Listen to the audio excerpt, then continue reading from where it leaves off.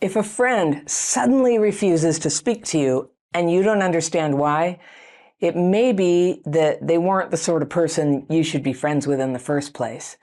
But if it keeps happening with friend after friend after friend, it could be that you have bad taste in friends, but the evidence points to something in you, a blind spot, an unconscious habit of saying or doing something that hurts other people, that pushes people away.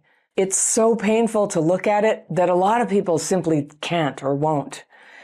But when your sense of self is fragile, it can feel like life and death to even consider that there's an issue that you need to work on. But everything depends on working on it. Have you ever had this experience?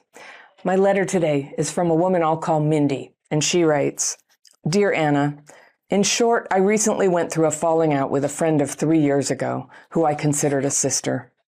We had sleepovers, we even quarantined together, we worked out together, traveled.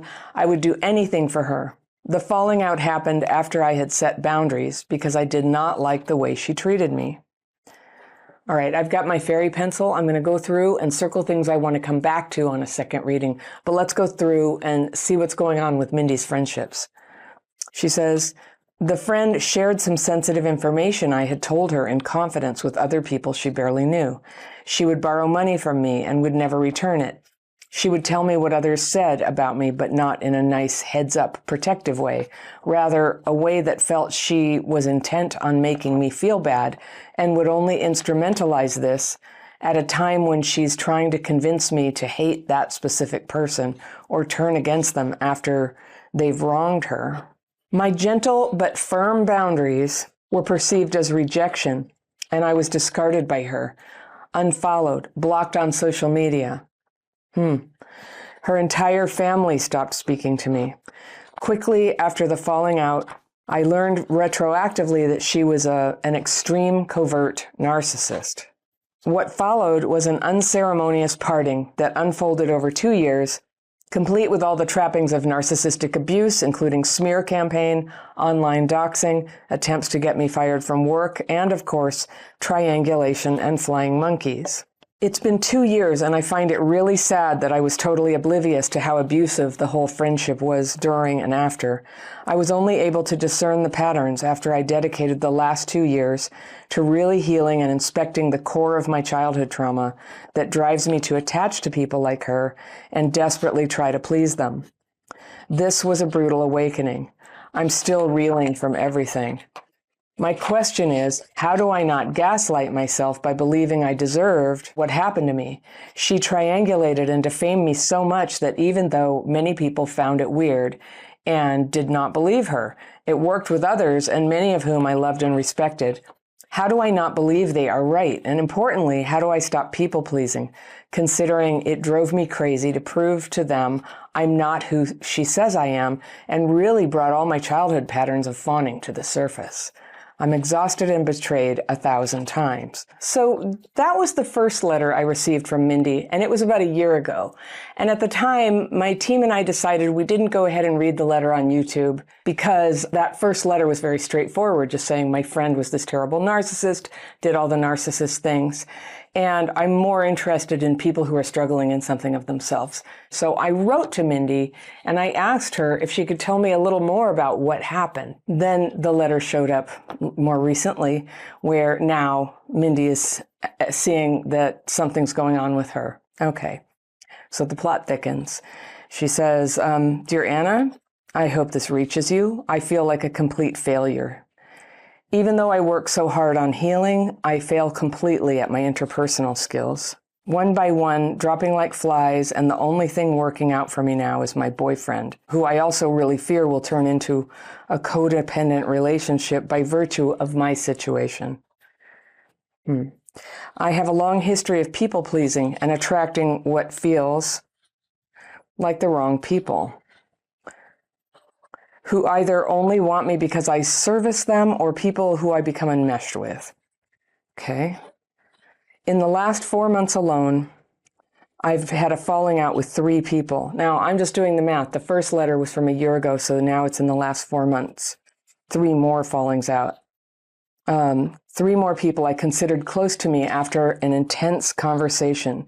They all felt wronged, with quotation marks, by me in different ways, and as a recovering people pleaser, I refuse, very gently, through open conversation, to take the blame for what sounds like projection and insecurity. I'm super sensitive to this, as I really do not want to fall into my old ways of codependency and enabling. Even though I approach it calmly and I try to explain that while I'm sorry they feel that way, it's very likely they are projecting because I experienced the situation differently and I don't believe I did what they think I did. They end up discarding me and blocking me on social media. How do I heal people pleasing and absorbing other people's insecurity without avoiding accountability? Am I in the wrong here? Am I a narcissist? Am I supposed to just accept what they said I did to them, even though I did not do it? What does empathy look like? A part of me is creating a narrative. The old me is dying and the new me is struggling to be born. That is, everyone related or attached to me from my old ways is slowly being removed from my life, and soon I'll create a new dynamic in friendships. But my question is, why do I activate this in some people? I feel like I see them being friends with other mutual friends and everything is hunky-dory. Why is there no room for rupture and repair with me? Sometimes I feel like an easy target because of my calm temperament or my tolerance and endurance for such conversations, which is a sign of trauma. I just don't know. I crave friendship and closeness, but it's all so dangerous for me now, and I feel alarm bells ringing, taking comfort in aloneness instead. Thank you. All right, that's from Mindy. So I sent her a note back and I said, thank you for responding. And I would be interested to hear 1 or 2 examples of the situation you describe where a friend tells you something is bothering them and you tell them it's projection. If you can tell me what they say they are feeling, not just what you think they are feeling, I might be able to help. And so she replied, okay, thanks for responding. Here are 2 examples. One friend who's been very supportive around a very difficult situation suddenly went ghost. I texted her to check in and make sure everything is okay, or if it's just me and in my head. She responded saying she needs space and that she was triggered by me. While hurtful, I instantly gave her the space she asked for. I didn't ask what triggered her, and she never explained. A few weeks later, I bumped into her at a social situation, and she was avoiding me like the plague. I said hi, and nice to see you, and then just kept it friendly like that, while staying social with others. I was very hurt. I felt like asking for space is one thing, but avoiding me is extremely hurtful. After she had a few drinks, she came up to me in a very confrontational tone and said, "So are we going to talk or not?" And I said, "Sure. Do you want to pick up from where I asked you about what was wrong?" And she explained to me that she's tired of playing therapist and that the day we met before she went ghost was very tough for her. Mind you, in parentheses, Mindy's saying, it was a very regular day where we went to the cinema and I made an offhanded joke about the very difficult thing in my life she had been very supportive about. She continues to say she found my energy negative and draining and that I should be an absolute Buddhist in dealing with my issues, meaning not even joke about it. I don't know. It's very confusing, says Mindy. After that, we said we'd make time to talk properly and not in a weird social setting. I kept following up the weeks after until she told me she is not able to meet and wishes me luck. I was blocked on socials. That was it, really. All right, friend number 2. I worked together with a very close friend who I spoke to almost weekly on a project a few years ago. The project was successful and we both got so much credit for it. I'm a little more proactive and nerdy than her, so I naturally took the lead and she let me. No conversation on roles or responsibilities took place. It was always collaborative and I'm accustomed to working in teams. Mind you, I work a full-time job in a global company with almost all our projects conducted with other peers.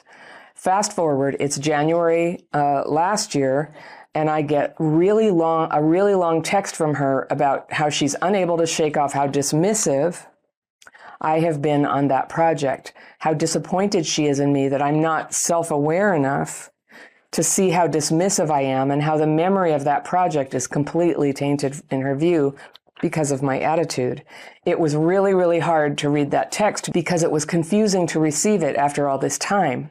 I responded by saying, I'm sorry she felt that way, and I hope she'd be able to extend some grace to the friendship to perhaps consider that an alternative interpretation of my action is possible, as I do not recall that being the dynamic at all, that I'm sad to hear your experience is tainted, because to me, it was just I was happy to work with her and have nothing but fond memories. She got that what felt very aggressive, saying all I do is talk about myself and that this is not an apology. She proceeded to block me from social media. All right, I'm very confused. All right, so Mindy, I just saw that you had this letter to me from a year ago, so we started there, and it just sounded like one thing, where you believed that somebody you were in conflict was a narcissist. And then this later one, there was this pattern, and you told me exactly what happened. So now it is confusing, and I want to help you unpack it. I've been in situations like this, and situations that turned out where it's true, I was the one in the wrong, I just didn't see it, and others where I realized, what the hell am I doing with this person in my life? So I've been in all these situations, and I'll tell you some of my experience with it, and I'll tell you what I heard here, because it might be some of both for you too, I think. All right, so let's look at the letter. The first one from a year ago, that was before you were considering there was something wrong with you, really, and someone was close to you. She was being negative, and you didn't like how she was treating you, and you kept emphasizing in a gentle but calm voice, I told her my boundaries. So I think this is a subtle point for most people, but I'm going to give you the advanced point of view here. So what you tell me about her in this letter is that she betrayed a confidence. That's a boundary violation. She borrowed money and never returned it. Boundary violation. She would tell me what others said about me, but not in a nice heads up protective way, but telling you what other people said. Boundary violation. But you know whose boundaries she violated? Her own. I don't know if she held those boundaries, that you don't, pass on yucky gossip, that you don't betray confidence, that you pay back money. Those are her boundaries. So then you talk about your gentle but firm boundaries, and they were perceived as rejection. So if somebody is being abusive to you, why do you have gentle but firm boundaries? So there's a disconnect there. And I kept hearing you talk about, but I said it in a nice tone of voice. But a nice tone of voice weighs something. But the real thing is, what are the words you said? And so that's left out here. And that may be why we didn't pick up the letter. You didn't say what you said. Something that you said destroyed the friendship for her. And then you said her whole family stopped speaking to you. It is confusing. But then after the falling out, you learned retroactively that she's an extreme covert narcissist. So I'm sort of questioning that. It's like, well, how did you learn that? Were you talking to her therapist, or who wouldn't tell you that? Or how do you know that? When a person tells me how bad somebody else is and they're puzzled, but they don't really tell me their role in the whole thing, I guess I default to sort of going, I think something's going on. I think there's something about yourself you're not able to look at. You're questioning, why was I so oblivious that I was involved with an abusive person? But I suspected at the time, and I suspect now, that there's something underneath it. And I say that with great sympathy. I have had people do smear campaigns on me. They do it all the time online, and it has serious consequences. But I've had it done socially as well. I think I've talked about it here. I had a neighbor who told the whole neighborhood that I killed 4 cats. And I had 1 cat the whole time I lived there. It was very weird. This person clearly had problems, but I'll tell you a little detail about this person. They always talked like a baby. And I always tried to think of her telling neighbors, Anna killed all the cats. I mean, that is so made up, right? So what is that? I don't know. I got out of that neighborhood. I didn't, that was just such a bad situation.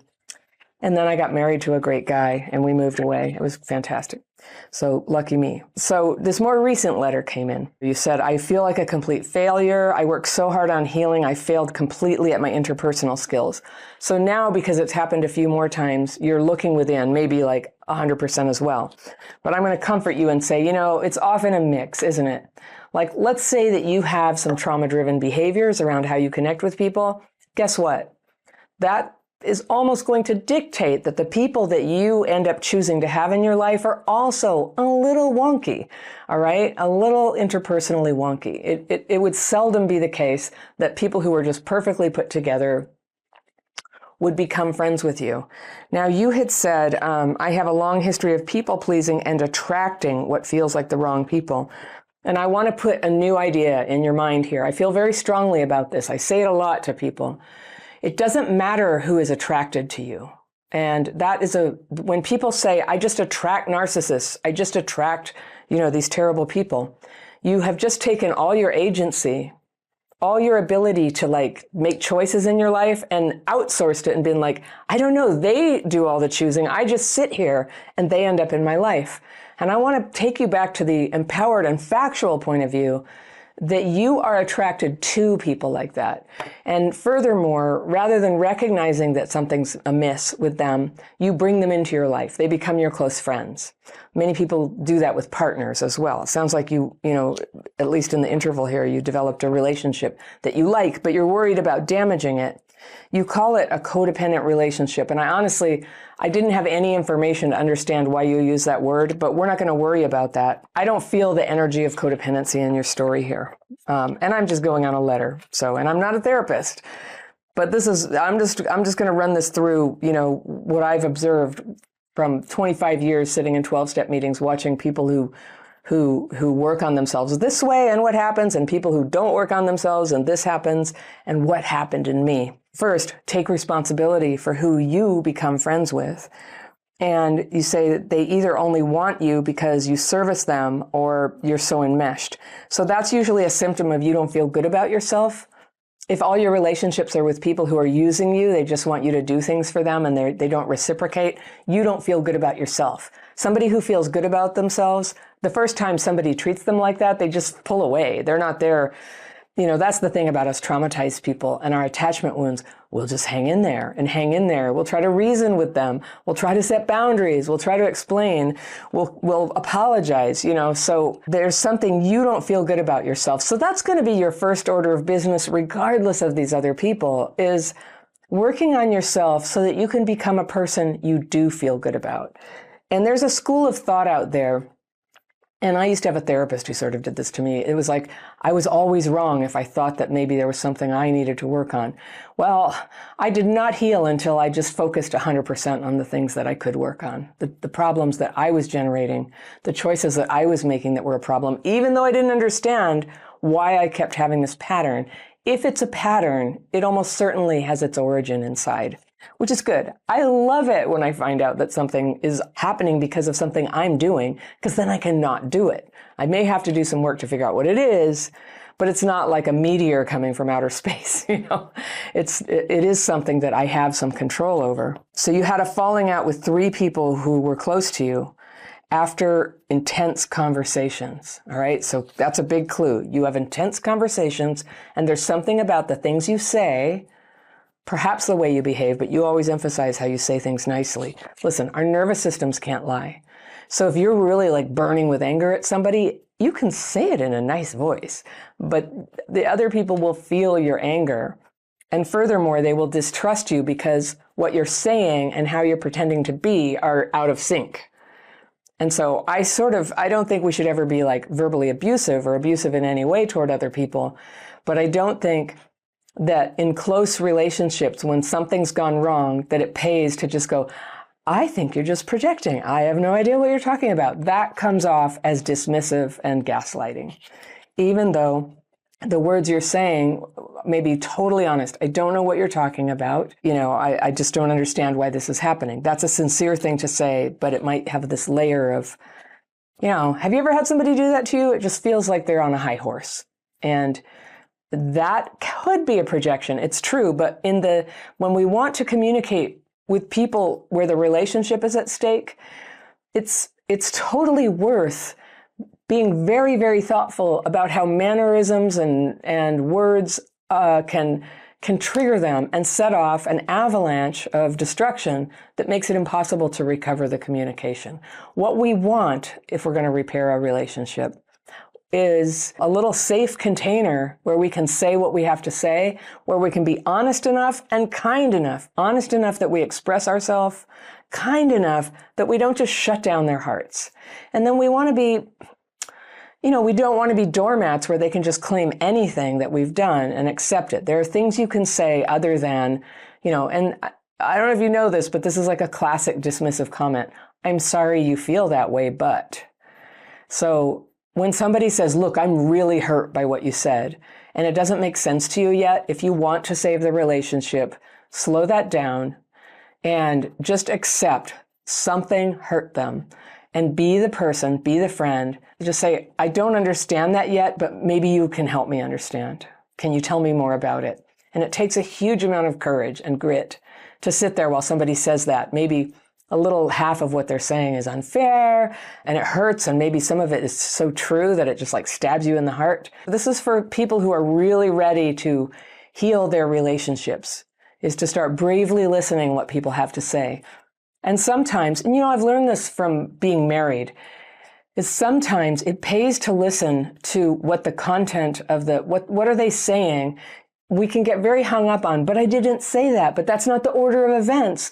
But don't you understand how I felt? Those are all the things that I'm thinking, like when I'm in a conflict with my husband, right? But what he's telling me about something he's upset about, the main thing he wants me to understand is that he's in pain about something I did. And I have much better success if I first prioritize hearing what the pain is and caring that he's in pain.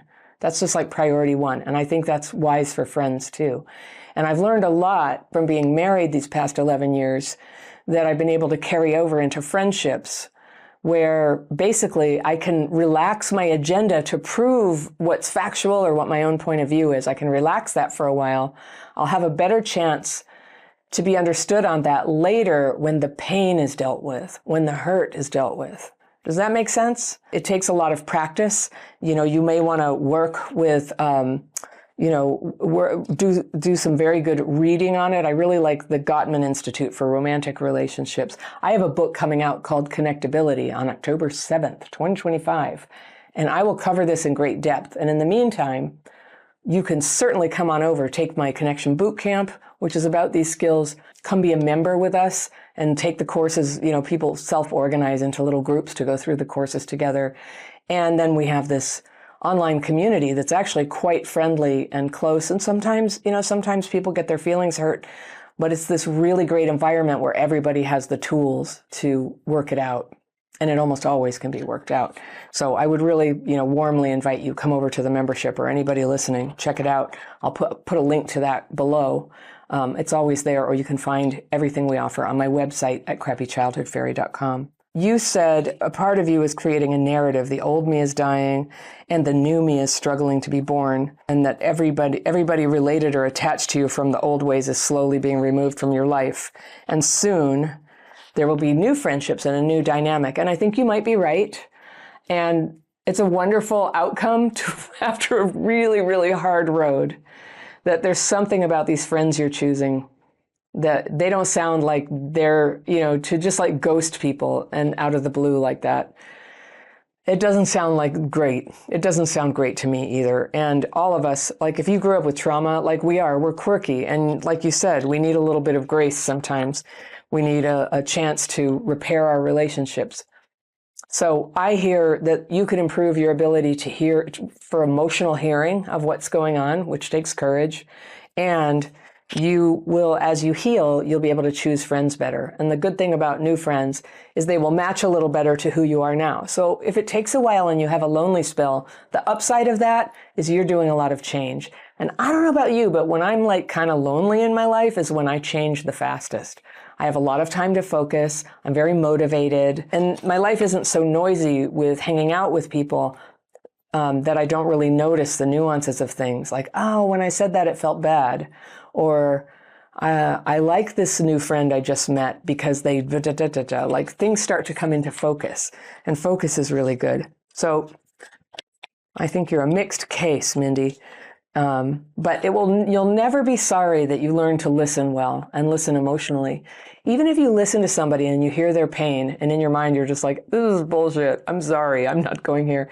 You don't have to say that to them. and you don't have to continue being friends with them. But if you can just practice hearing what the pain is a little bit, you start to have connection muscles, what I call connectability.